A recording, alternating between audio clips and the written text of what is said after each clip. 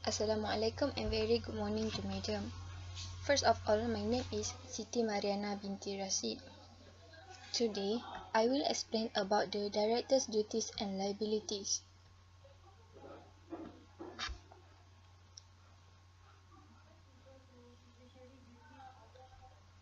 First, I will explain about the fiduciary duties of directors.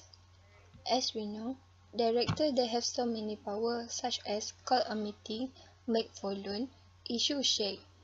The purpose of issuing share is to get the money back. The main job a director is to take care the company interest. A director no need to know about the task of job of shareholder, employee, creditors and others. The director just focus on their main job, which is to take care the company interest.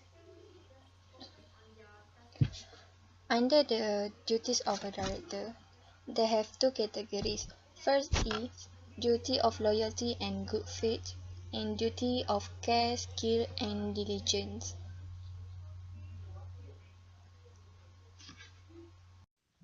First, I will explain about the duty of loyalty and good faith. Under this duty of loyalty and good faith, there have four. First is duty to act in good faith. Second is to act for proper purpose. Third is duty to retain discretion. And lastly, duty to avoid conflict of interest. Under this duty to avoid conflict of interest, the company interest and the director itself cannot be contradict with the purpose of the company. First, duty to act in good faith for the interest is a director must act bona fide in the company interest. He must not act for his own interest of any other person. Which means here, if any in case like death case, a director going to be a welfare fine on that case. A director cannot use company money to pay the welfare for their employees, because the main priority is a company which is to take care the company interest. A director can give their own money but not the company money. Second is duty to act for proper purpose. A director has been given power which must be exercised for a proper purpose and not for a collateral purpose. Third is duty to retain discretion. In a company, the director must be independent in making their own decision, which means here before a director make their own decision, he must make sure the decision is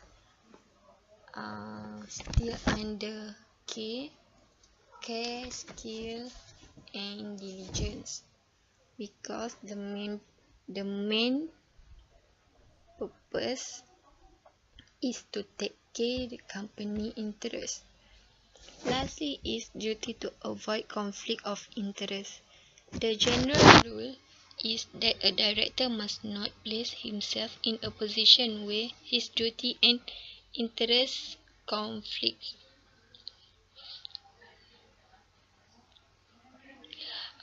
Instance where are the conflict of interest, a director may not use the property or money of the company to make profit for himself.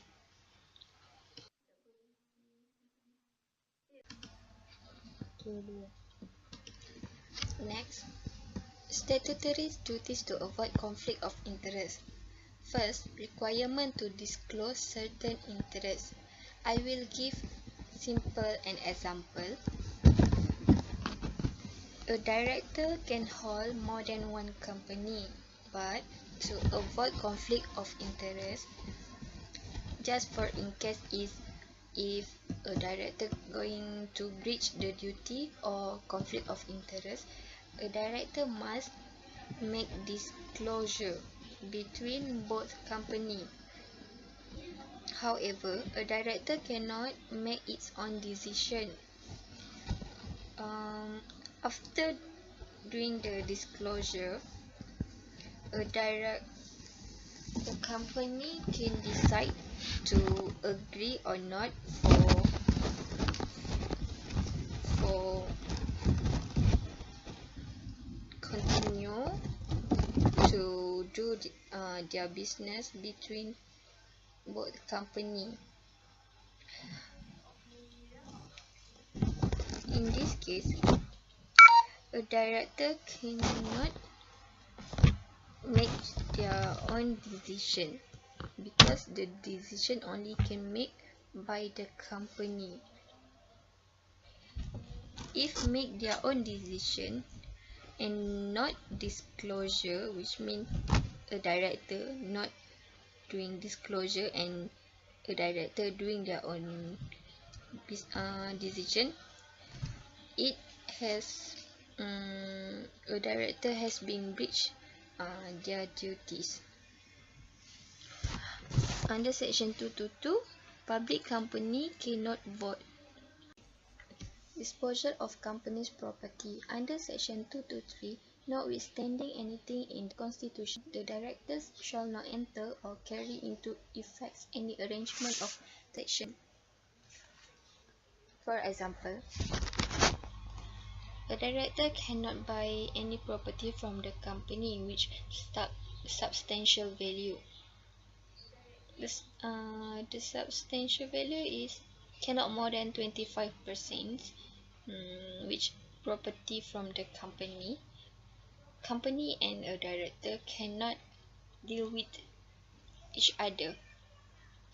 For example, a company going to sell their house, such bungalow, and then the value of that house is 1 million. So a director cannot buy that bungalow because the value is more than 25%, unless a company going to sell their own car and the price is 10,000, which means here the value is still not more than 25%. So a director can buy that property unless made subject to approval of the company by way of resolution. Against the improper use of company's property, position, corporate opportunity or competing with the company. Under section 218, if a person becomes director of two or more companies, cannot subordinate the interest of one over the other, which means here a director with a company A, the interest is 10%. So the same director with company B and C, the interest must be the same level, cannot more than the main company, which means more than 10%. Okay, a director cannot use a company property, use any information acquired by virtue of his position, use any opportunity of the company, and compete with the company. These are the list that a director cannot do towards the company. If a director do, which means a director has breached their duty as a director. Okay, under duty of care, skills and vision, they have three. First is reasonable care, second is skills, third is diligence. Under reasonable care, a director will be judged by the standard of care that can be reasonably be expected from a person of his knowledge and experience. Standard of skill will depend on several factors. And the last one, director not required to give continuous attention to affairs of company. Which means here, before a director make their own decision, the decision must be based on these three things, which care, skill, and diligence. This is to take care of the company interest. Reliance and delegation. Section 215. A director may rely on information, professional or expert advice, opinion, reports or other statements. Which means here, a director can hire consultant, which means can rely. Before a director do their delegation, the delegation must be done properly.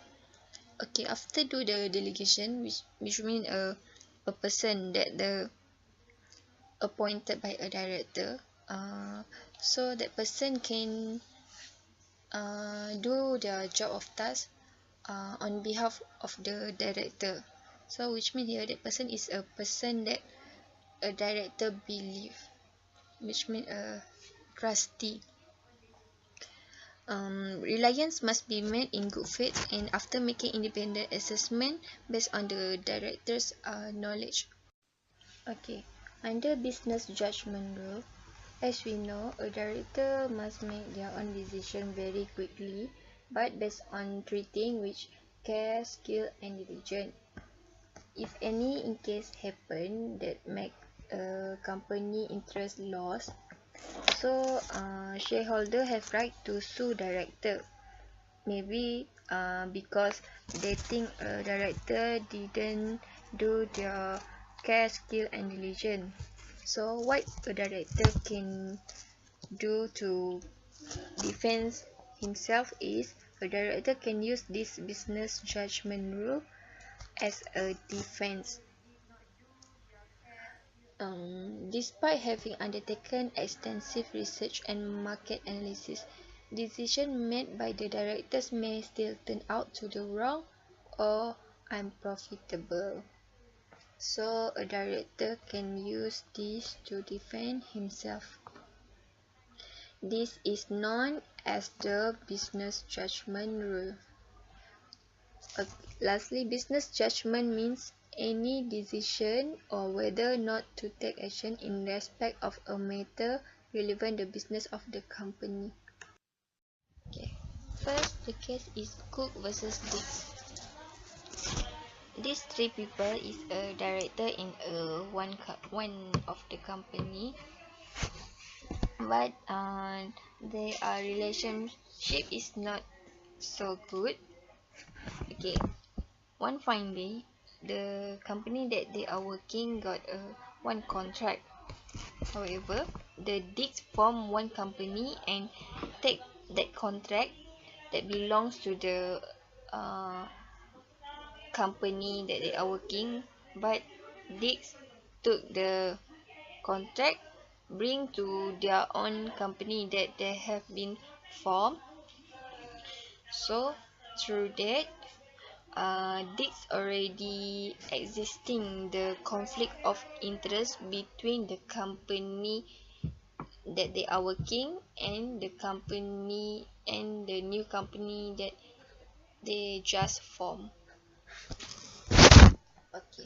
Second case is a Canadian. O'Malley is a director at Canadian. The company of Canadian sent O'Malley to discuss a project with the other company.